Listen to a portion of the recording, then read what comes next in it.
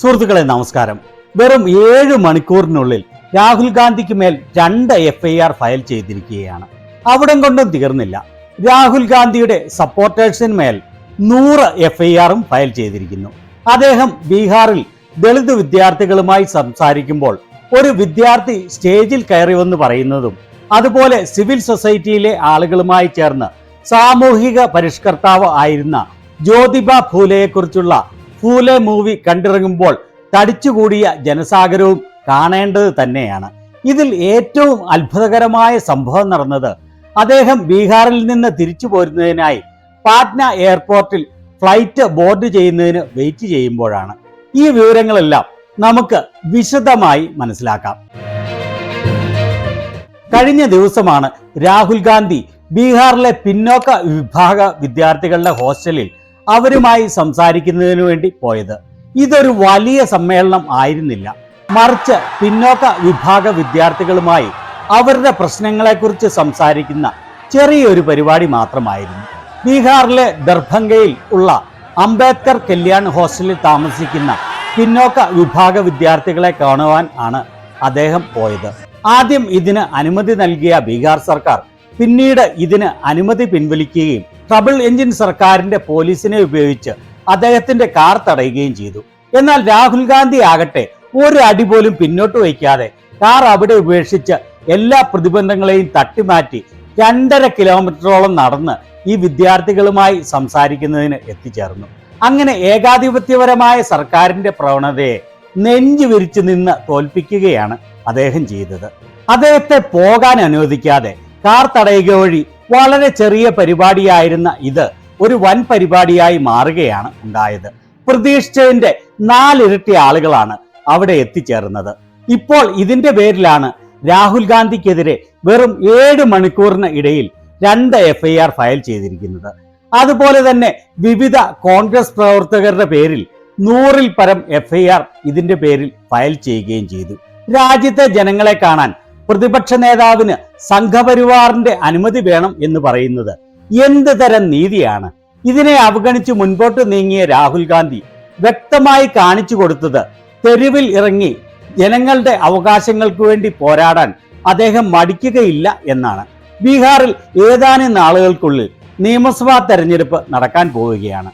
അതിന്റെ പേരിലാണ് പ്രതിപക്ഷ നേതാക്കളെ ബീഹാറിൽ പരിപാടികൾ നടത്തുന്നതിൽ നിന്നും മോദിയുടെ ട്രബിൾ എഞ്ചിൻ സർക്കാർ തടയാൻ ശ്രമിക്കുന്നത്.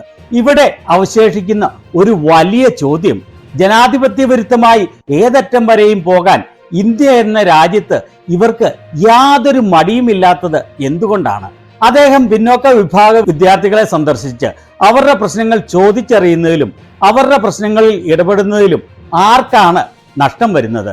എന്തുകൊണ്ടാണ് മോദിക്കും കൂട്ടർക്കും ഇത്ര വലിയ ഭീതിയും ഇൻസെക്യൂരിറ്റിയും?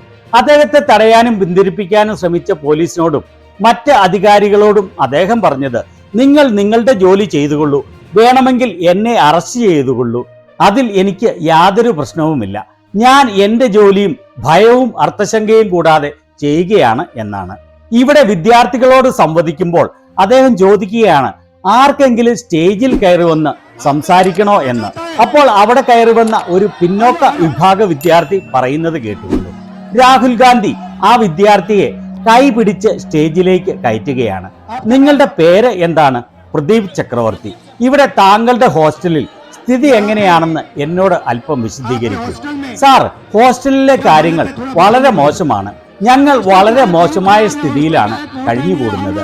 ഇവിടെ ഭരണകൂടം അവരുടെ പിന്നിലാണ്. ഇടയ്ക്കിടയ്ക്ക് മാനസികമായി പീഡിപ്പിച്ച് പലർക്കും ഹോസ്റ്റൽ ഒഴിഞ്ഞു കൊടുക്കേണ്ടി വരും. താങ്കളുമായി സംസാരിക്കാൻ കഴിഞ്ഞല്ലോ സാർ.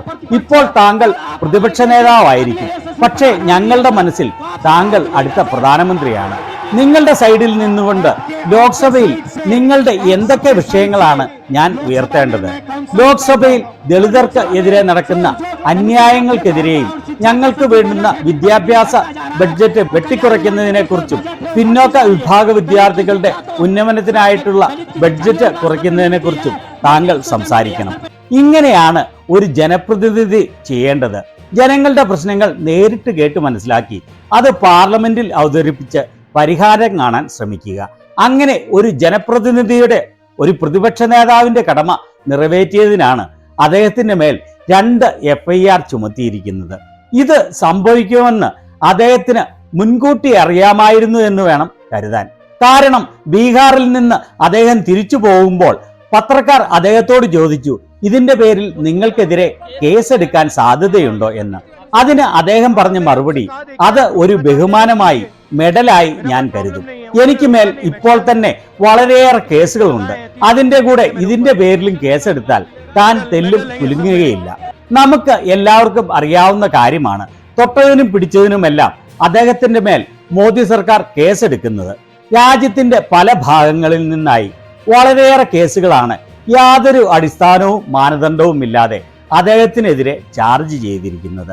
അദ്ദേഹം മതത്തിന്റെയോ ജാതിയുടെയോ മറ്റെന്തെങ്കിലും പേരിലോ കലാപത്തിന് ആഹ്വാനം ചെയ്തിട്ടില്ല. രാജ്യത്തെ ജനങ്ങളെ ജാതി മത വർഗവർണ്ണ വ്യത്യാസമില്ലാതെ എല്ലാവരെയും ഒരേപോലെ കാണണമെന്നാണ് അദ്ദേഹം പറയുന്നതും ആ രീതിയിലാണ് അദ്ദേഹത്തിന്റെ പ്രവർത്തനങ്ങളും. രാജ്യത്തെ ജനങ്ങൾക്കെല്ലാം ഉന്നത വിദ്യാഭ്യാസം നൽകുകയും അതിന് ചേർന്ന തൊഴിലവസരങ്ങൾ ഉണ്ടാകാനുള്ള സാഹചര്യം സൃഷ്ടിക്കുകയും അതുവഴി ജനങ്ങൾക്കും രാജ്യത്തിനും പുരോഗതി ഉണ്ടാകണമെന്നും ആണ് അദ്ദേഹം എപ്പോഴും പറഞ്ഞുകൊണ്ടിരുന്നതും. പീഡ അനുഭവിക്കുന്ന, ബുദ്ധിമുട്ട് അനുഭവിക്കുന്ന ജനവിഭാഗങ്ങളോട് എന്നും അനുഭാവം കാണിക്കുകയും അവരുടെ പ്രശ്നങ്ങൾ കേൾക്കുകയും അവയ്ക്ക് തന്നാൽ കഴിയുന്ന രീതിയിൽ പരിഹാരമാർഗങ്ങൾ തേടാനും ശ്രമിക്കുകയാണ് അദ്ദേഹം എപ്പോഴും ചെയ്തിട്ടുള്ളത്. ഇവിടെ അദ്ദേഹം ഫൂലെ മൂവി കാണുന്നതിന് വേണ്ടി പാറ്റ്ന സിറ്റി സെന്റർ മാളിൽ എത്തുമ്പോഴുള്ള ദൃശ്യങ്ങളാണ് ഇത്. എല്ലാവരും ഏറ്റുനിന്ന് ഹർഷാരവങ്ങളോടെയാണ് അദ്ദേഹത്തെ സ്വീകരിക്കുന്നത്. അതിനുശേഷം അദ്ദേഹം ഇവിടെ മൂവി കാണുന്ന ദൃശ്യങ്ങളാണ് ഇത്. ഈ സിനിമ കണ്ട് അദ്ദേഹം പുറത്തിറങ്ങി വരുമ്പോൾ അവിടെ തടിച്ചുകൂടിയ ജനസാഗരം കണ്ടോ? ഇതാണ് യഥാർത്ഥ ജനനേതാവ് എന്ന് പറയുന്നത്. ഫൂലെ സിനിമ കണ്ട് പുറത്തിറങ്ങിയ അദ്ദേഹത്തോട് മാധ്യമപ്രവർത്തകർ ചോദ്യം ചോദിച്ചപ്പോൾ അദ്ദേഹം പറയുന്ന മറുപടി ഇതാണ്: ഞാൻ വിദ്യാർത്ഥികളുമായി സംസാരിക്കുന്നതിന് വന്നതായിരുന്നു. പിന്നോക്കക്കാരായ വിദ്യാർത്ഥികളുമായി, ദളിതർ, പിന്നോക്കക്കാർ, അതീവ പിന്നോക്കക്കാർ തുടങ്ങിയ വിഭാഗങ്ങളിൽ നിന്നുള്ള വിദ്യാർത്ഥികൾ. പക്ഷേ ഭരണകൂടം അനുമതി നൽകിയില്ല. എന്നെ തടയാൻ ശ്രമിച്ചു. പക്ഷേ ഞങ്ങളുടെ പരിപാടി ഞങ്ങൾ നടത്തി. എല്ലാവരും ഫൂലേജിയെ കുറിച്ചുള്ള ഈ സിനിമ കാണണം. വളരെ നല്ല സിനിമയാണ്. ഓർക്കണം, രാജ്യത്തിന്റെ പ്രധാനമന്ത്രി മുസ്ലിങ്ങൾക്കെതിരെ വിഷം ചീറ്റുന്ന സബർമതി റിപ്പോർട്ടും കേരള സ്റ്റോറിയും പോലെയുള്ള മൂവികൾ കണ്ട് അതിനെ പ്രൊമോട്ട് ചെയ്ത ആളാണെന്ന്. എന്നാൽ രാജ്യത്തിന്റെ പ്രതിപക്ഷ നേതാവ് പിന്തുണച്ചത് സാമൂഹിക പരിഷ്കർത്താവായിരുന്ന ജ്യോതിബ ഫൂലെയെ കുറിച്ചുള്ള സിനിമയെയാണ്. അതിനുശേഷം ബീഹാറിൽ നിന്ന് തിരിച്ചു പോകുന്നതിന് വേണ്ടി എയർപോർട്ടിൽ എത്തിയപ്പോഴാണ് ഏറ്റവും അത്ഭുതകരമായ സംഭവം ഉണ്ടായത്.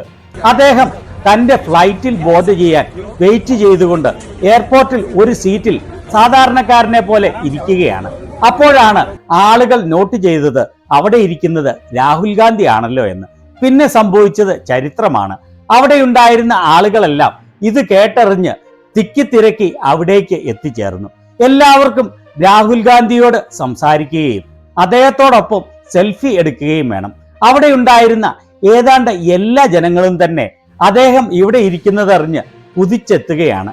പിന്നീട് അദ്ദേഹവുമായി സംസാരിക്കുന്നതിനും സെൽഫി എടുക്കുന്നതിനുമുള്ള ഈ തിക്കും തിരക്കും കാണുമ്പോൾ അദ്ദേഹത്തിന്റെ ജനപിന്തുണ എത്രമാത്രമാണെന്ന് വ്യക്തമാണല്ലോ. ഏതായാലും അദ്ദേഹത്തിനെതിരെ 2 FIR ചാർജ് ചെയ്യുക വഴി സാധാരണക്കാരായ ജനങ്ങളുടെ മനസ്സിൽ അദ്ദേഹത്തെക്കുറിച്ചുള്ള മതിപ്പ് വർദ്ധിക്കുകയല്ലാതെ അല്പം പോലും കുറയുകയില്ല എന്ന് ഉറപ്പാണ്. ഇതുവഴി വലിയ വിഡ്ഢിത്തമാണ് ബീഹാറിലെ ട്രബിൾ എഞ്ചിൻ സർക്കാർ ചെയ്തിരിക്കുന്നത്. നിങ്ങൾ ഈ ചാനൽ ഇഷ്ടപ്പെടുന്നുണ്ടെങ്കിൽ സബ്സ്ക്രൈബ് ചെയ്യാൻ മറക്കല്ലേ എന്ന് പറഞ്ഞുകൊണ്ട് അവസാനിപ്പിക്കുകയാണ്. Thank you.